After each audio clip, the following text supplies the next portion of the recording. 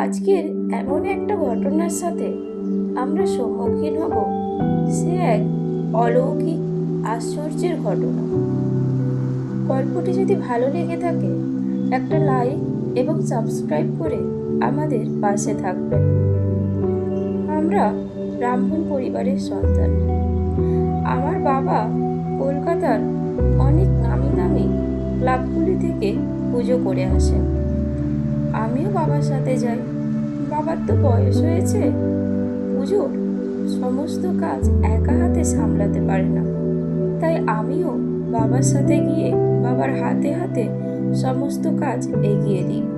পুজোর জোগাড়, ফল কুচোনো, মায়ের আরাধনার সমস্ত জিনিস বাবার হাতে হাতে পৌঁছে দিই। বাবার বয়স হয়েছে, এখন আর অনেকক্ষণ দাঁড়িয়ে দাঁড়িয়ে পুজো করতে বা পুজোর জোগাড় করতে তার একটু সমস্যাই হয়। কোমরে ব্যথা করে বলে। একাদশীর দিন আমরা কলকাতার পুজোগুলো সেরে বাড়ি ফিরছি। কলকাতা থেকে ট্রেন ধরে আমাদের গ্রামে এসে পৌঁছায়। আমাদের গ্রাম থেকে আমাদের বাড়ির দূরত্ব মোটামুটি 30 মিনিটের মতো। আমি আর বাবা হেঁটে হেঁটে আসছি। বাবা কিছুটা হেঁটে আসার পরে বলল, বাবু, আমার না কোমরে প্রচণ্ড ব্যথা করছে। মনে হয় আর 2-3 বছর পর থেকে আমি না আর পুজো করতে যেতে পারবো না। তুই পুজোর কাজগুলো দেখে নিস, শিখে নিস। বয়স হচ্ছে তো, এখন আর অনেকক্ষণ দাঁড়িয়ে পুজো করতে পারি না। বাবা, দাও আমাকে ব্যাগটা দাও। তুমি পারবে না, এই ব্যাগটা অনেক ভারী আছে। তুমি আমাকে দাও, আমি নিয়ে যাচ্ছি। এই বলে আমি আমার বাবার ব্যাগ থেকে ব্যাগটা নিয়ে নিলাম। কিছুটা রাস্তা এগিয়ে আসার পর আমার মনে একটা প্রশ্ন উঠে আসলো।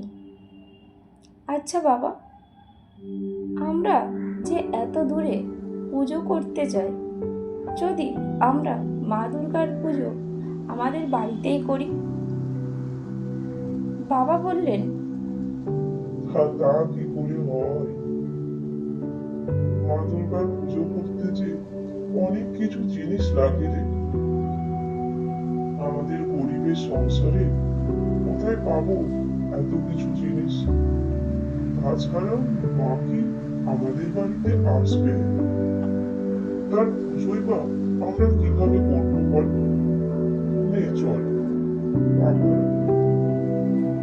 আমার মনে প্রশ্নটা থেকেই গেল। ঘরে ফিরেই, মা, ও মা, আমাদের জন্য কি রান্না করেছো?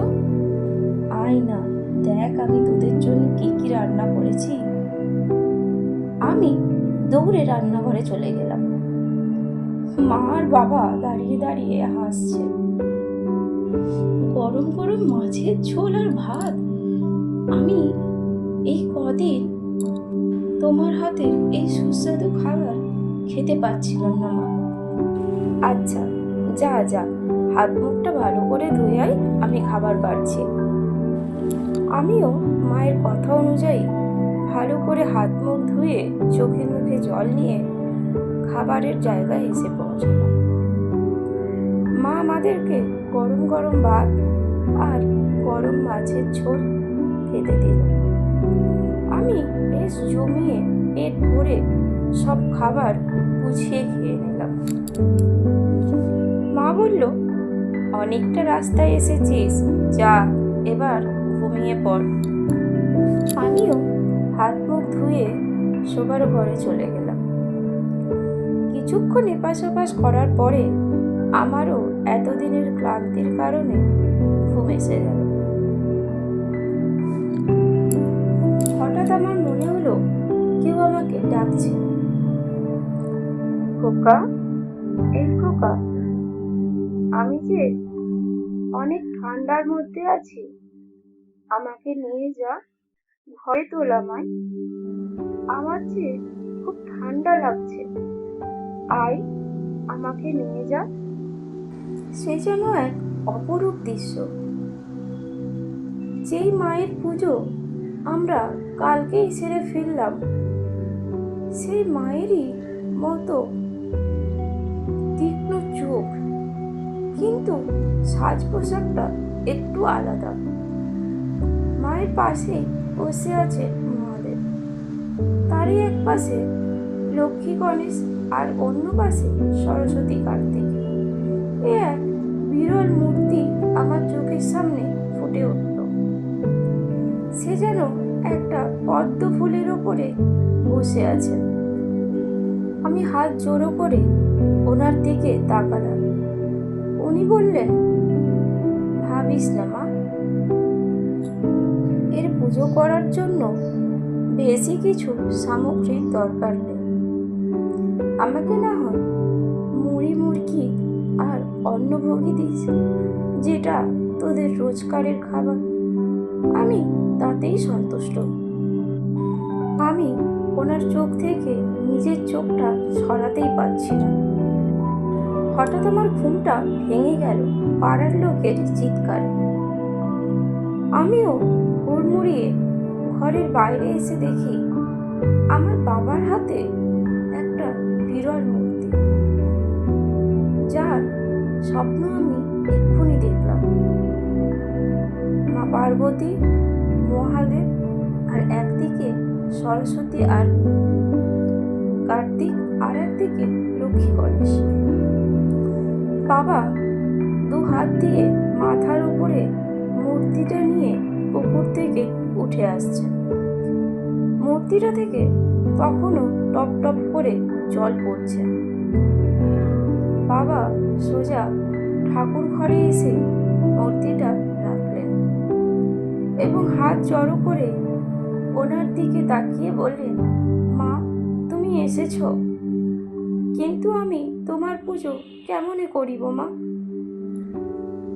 তোমার পুজোর এত সামগ্রী, এত আয়োজন, আমি কি পারবো মা?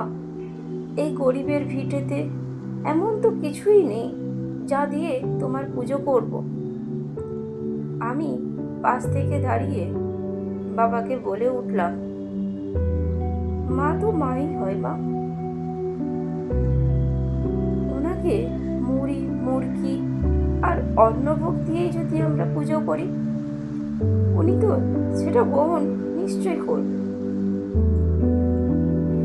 বাবাও আর কিছু বললেন না। তারপর থেকে শুরু হলো মায়ের নিত্যদিনের পুজো। মাকে অন্য কিছু সামগ্রী আমরা দিতে না পারলেও প্রতিদিনের মুড়ি মুরগি আর অন্নভোগ দিয়েই পুজো করি। তবে শরৎকালে মায়ের পুজো হয় খুব ধুমধাম করে। ষষ্ঠী, সপ্তমী, অষ্টমী, নবমী, দশমী পালন করা হয়। যদিও দশমীতে মায়ের বিসর্জন আমরা করি না। আজ আমার বয়স ৭৮ ছুঁই। এখন চোখে ভালো দেখতেও পারি। আমার ছেলে এখন পুজো করে, আর আমি দাওয়ায় বসে চোখ ভরে মায়ের দিকে তাকিয়ে থাকি। আমার মনের সেই একটা প্রশ্ন, আর আমার মা সমস্তটা শুনে আমার কাছে এসেছিল। তার পুজো এখন খুব চমচমাট করে হয়। আমার মা এখন পুরো গ্রামবাসীর মা হয়ে উঠেছে। মায়ের পুজোর জন্য অনেক কিছুর সামগ্রী প্রয়োজন হয় না। মনের মধ্যে ভক্তি আর শ্রদ্ধা নিয়ে মাকে পুজো করলে মা তাতেই সন্তুষ্ট হবে। গল্পটি কেমন লাগলো জানাবেন।